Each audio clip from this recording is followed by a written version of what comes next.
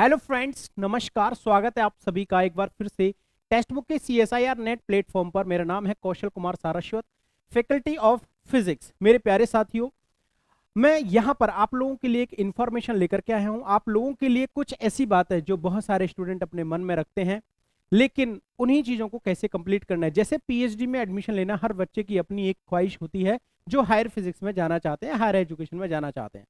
लेकिन उसके बावजूद अगर किसी स्टूडेंट का नेट क्वालिफाई नहीं हो रहा है, गेट क्वालिफाई नहीं हो रहा है, तो उसके बावजूद वो किस तरीके से रिसर्च में आगे जा सकते हैं, PhD में एडमिशन वो कैसे ले सकते हैं। उसके साथ साथ क्या वाकई PhD में एडमिशन लेना हमारे लिए किस तरीके से कितना इंपॉर्टेंट है, PhD में एडमिशन लेने के लिए आखिर कितनी चीजों पर हमें अच्छे से फोकस करना पड़ेगा, उन चीजों को भी हम यहाँ पर जानेंगे।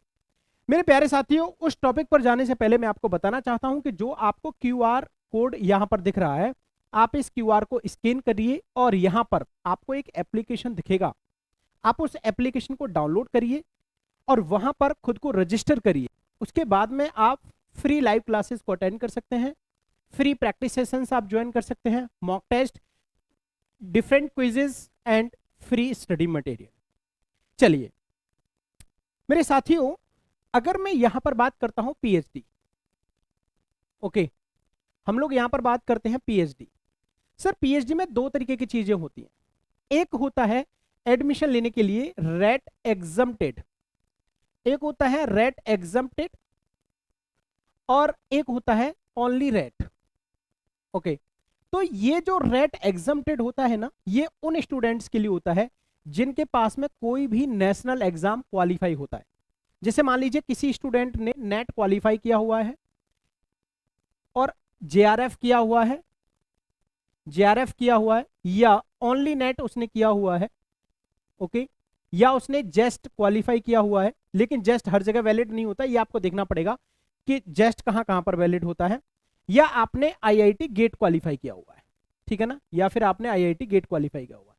तो जो स्टूडेंट इनमें से कोई भी एग्जाम क्वालिफाई किए हुए या इंस्पायर फेलो जिनके पास में है, वो स्टूडेंट रेट एग्जम्प्टेड के थ्रू डायरेक्ट इंटरव्यू देते हैं। ये स्टूडेंट डायरेक्ट इंटरव्यू देते हैं, ओके, ये स्टूडेंट डायरेक्ट इंटरव्यू देते हैं। लेकिन जो स्टूडेंट इनमें से कोई भी एग्जाम क्वालिफाई नहीं कर पा रहा है और वो किसी पर्टिकुलर यूनिवर्सिटी का, आप जहां पर भी एडमिशन लेना चाहते हैं, हर यूनिवर्सिटी की साइट पे जाके जब आप चेक करोगे तो वहां पर PhD के लिए अलग से भी फॉर्म निकलते हैं, जिनमें इनमें से किसी भी एग्जाम की जरूरत नहीं होती। उनका खुद का एग्जाम होता है जिसको हम रेट, रिसर्च एंट्रेंस टेस्ट के नाम से जानते हैं।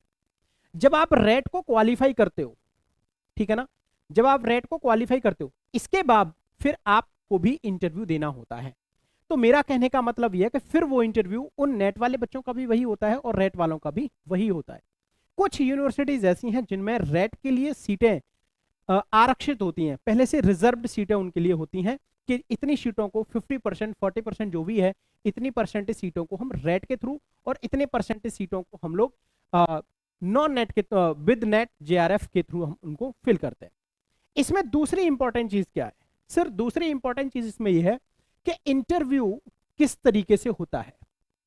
अगर आप किसी भी PhD में एडमिशन लेने के लिए किसी भी यूनिवर्सिटी, IIT, NIT, आइजर, नाइजर, कहीं पर भी आप इंटरव्यू देने के लिए जा रहे हैं, तो इंटरव्यू में दो चीजें मायने रखती हैं। सबसे पहला आपका रिसर्च प्रपोजल, सबसे पहला आपका रिसर्च प्रपोजल।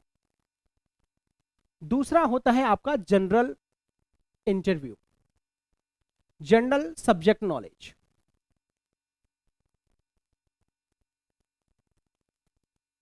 ओके मेरे साथियों, अगर आपका मन, अगर आपने ये डिसाइड पहले से कर रखा है कि आपको PhD किसी पर्टिकुलर फील्ड में करनी है, सपोज मैं यहां पर एग्जांपल लेता हूं कि आपने यहां पर न्यूक्लियर फिजिक्स को चूज किया।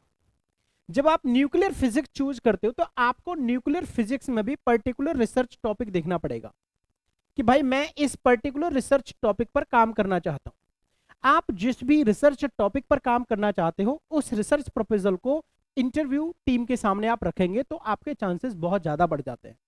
इंटरव्यू में आप जनरल फिजिक्स यानी कि रिसर्च टॉपिक के अलावा general physics, classical mechanics, quantum mechanics, mathematical, इन सब में आप क्या बता पा रहे हो, क्या नहीं बता पा रहे हो, वो बहुत ज्यादा मैटर नहीं करता है। मैटर करता है कि आप रिसर्च कहां पर करना चाहते हैं और आपका पॉइंट ऑफ व्यू क्या है।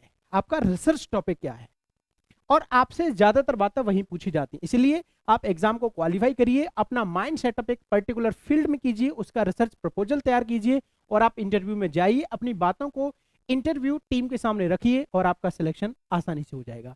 इस तरह की जानकारी के लिए आप चैनल को सब्सक्राइब करिए और रिलेटेड फिजिक्स के लिए भी आप मेरी क्लासेस को देख सकते हैं। मेरा नाम है कौशल के सारस्वत और मेरी सारी क्लासेस यहीं पर हैं और मैं यहाँ पर शाम को क्लास यूट्यूब पर लाइव क्लास लेकर के भी आता हूँ। Thank you so much.